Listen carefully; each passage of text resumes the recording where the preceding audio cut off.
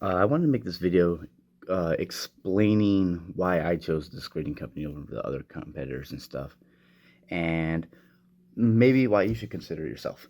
So, I'm going to address the elephant in the room. PSA. Now, I've actually loved them back in the day. Uh, I have this card, this Jungle Pikachu that I found. This was my first PSA card that I got, and I fell in love with it ever since, kind of thing. The whole aesthetic of like cards in slabs and stuff. Mainly, I grabbed them whenever I could see them. I love this one, kind of still is Flame Wingman, but I wanted to address, you know, why I don't buy from them anymore. So, and moved on to another company.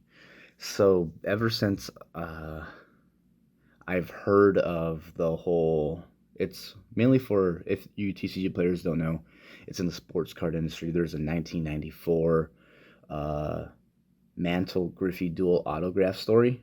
If you don't know about it, you can go look it up. If not, pretty much in short, PSA wanted an X amount of submission for the card or whatever. Customer denied him, and he cracked open the slab, gave him his card back, and they already charged him for it, so they didn't refund him. So you can go look at it yourself and what other things. Unfortunately, other things, problems with PSA has is the population. Now, you might think, oh, dude, that's so awesome. I have the 1 of 1 and stuff like that, or I have, you know, there's only 10 or something like this rated this high, but you, just as much as I know, people break them open all the time, then they go and send them in again, and that, look at that, now there's, the number's inflated, you know, there could be 1,000 in there, but there's only this much, so then it kind of ruins the whole population of the cards and stuff like that. You can't really tell what's there or that. And with population, there's a thing some people can do. I'm not going to say do it or whatever. I considered it, but I didn't do it. My friend has 2 population 10s of a card. We were jokingly saying, oh yeah, sell it to me on eBay, I'll sell it back to you, you sell it to me, and we'll rise up the price like $15-$20 or whatever per card. That way there's a sales history, and then people look it up and like, oh man, this card is selling for this much money. You can price it at whatever. Now, I know you can say, oh hey, there is measures to do that, like it'll show you the sales record. Oh hey, this seller bought this seller did that. But if you knows, like I do, if you shop on eBay and stuff like that, you can make a whole bunch of dummy accounts, send it to bogus addresses and stuff like that, send it through to them anyway, and then it won't those countermeasures aren't in play. I will get to FCG. So what I like about the grading company is other companies, they will send you a specific card. Like I got a couple cards to demo. Magic or something. Yeah, a Magic and a Yu-Gi-Oh card. So like Maronar and whatever her name is, Ibly, 8595. They will charge you the flat rate of a card, no matter how expensive or rare it is or something like that. And yeah, that's pretty awesome, because I have some really expensive cards I sent, and I have some cards that were only. Sorry about that. One thing I want to address too is what they do the I have a Beckett card right here too. They do the Beckett. They do the 4 subgrade things Beckett does as well. You know, the centering, edges, corners, and surface. It's kind of helps you understand like why your card is the way it is. If you didn't know, there is a QR code on the back of each of these FCG cards. You can go and see why your card got graded the way it did. Either like a little ding in the corner, or the lines, the centering is off to a little bit or something like that. Surface, there might be a little fingernail ding or something like that, or a scuff from just play, you know, like playing in a sleeve in and out of it or something. Yeah, I'm not sponsored or endorsed by FCG in any way. I'm just a very happy customer. I'll get to the reason why just right now. So I actually have a couple cards I'm going to show you guys at the end of the video if you want to stick around. It's all because of this card is what made me sold on the company forever. So this is a tour guide to the underworld. It's a Japanese promo card. It is one of my, at the moment of the video, I only have 3 pearls. And when I first got this card in the label, they misspelled the name on the label. They put Tour Guild from the underworld. Unfortunately, when I got it back, I saw it and I was upset. And I actually talked to my LGS owner about it, and then he's like, oh, hey, talk to Matt or whatever, or I'll go talk to him, we'll try to fix something out. Well, guess what? I got this sent back and graded to me with no extra charge whatsoever. It was an awesome experience like that, especially because it pearled, you know? If you don't know what pearl means, it has 10 on each grade. And yeah, again, after that, they really took care of me. So I'm pretty much sold on the company at this point. So I have a couple other cards you want to get to. I'm not saying, hey, go do this company over that or stuff. I have other cards, Beckett, CCG, you know, SCG. I don't have SCG, but I'm aware of the company kind of thing.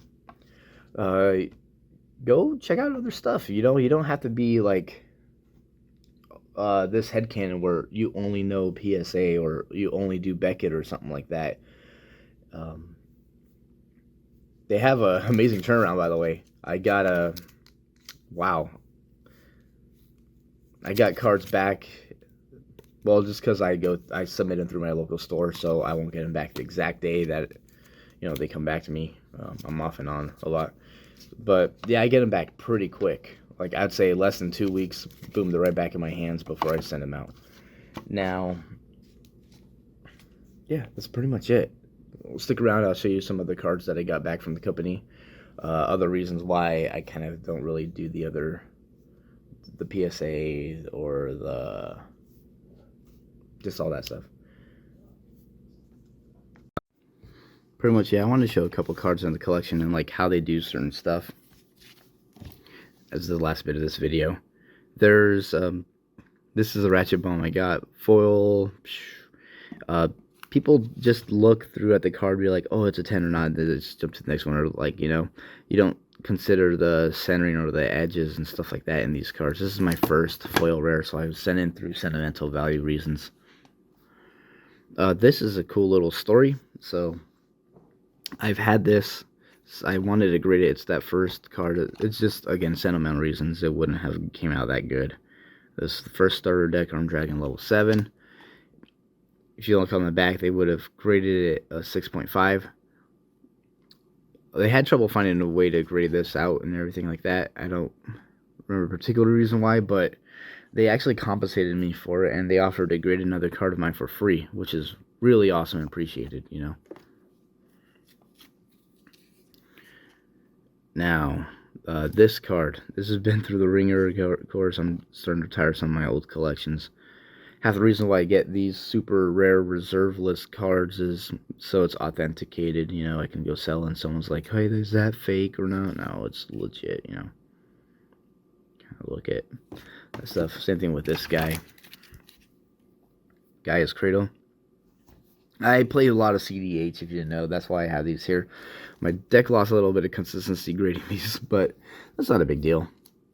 One thing else I wanted to say, like, with the whole Pearl thing, yes, FCG, I believe, grades on a tougher scale than other companies do. But I actually kind of appreciate that. You know, it makes the little 10s or, like, even the pearls, like, super special. You know, it makes it much more appreciated, that card. Here you can tell I got really hit on the centering, 8.5. And I can even tell at this point by looking at cards and stuff, not rather than just taking the card at face value like a casual or something. Or just people who are uneducated, you know.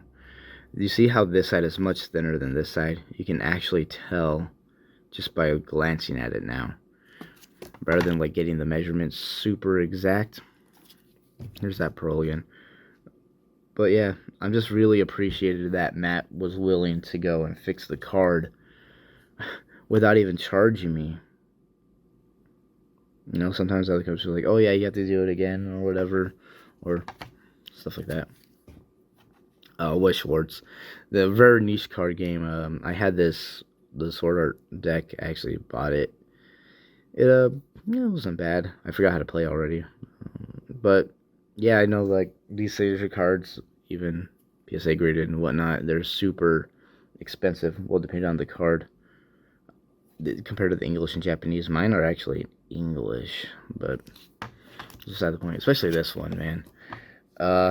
This thing, I lost my.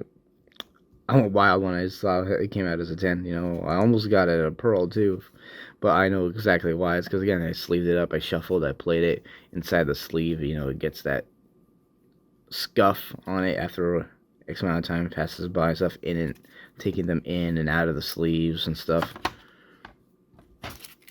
Oh boy. This card. Oh, yeah, it's a Ghost Rare Black Rose First Ed that I had gotten. Let's see. I had played, the main reason why it came out of 5 like that is I played this on the cafeteria table at school, in high school. And, well, you can tell, like, just glancing at it, see the reflective, all the scuff marks on the cover.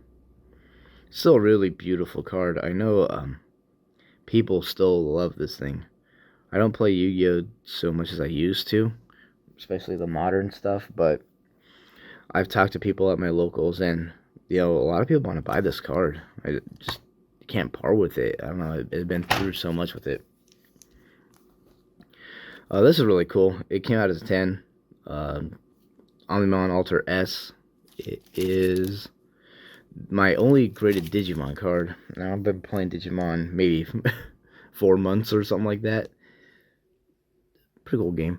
Beside the point, this is the equivalent of people's Charizard, like what Charizard is to Pokemon player, Omegamon or Omnimon or whatever is that.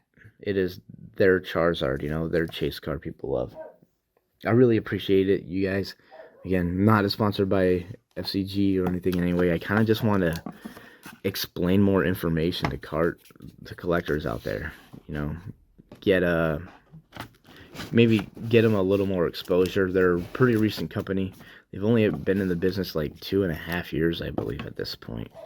But as you can see, look, they're willing to grade Wes Schwartz, Digimon, Pokemon, Magic the Gathering. You know, it's just really cool.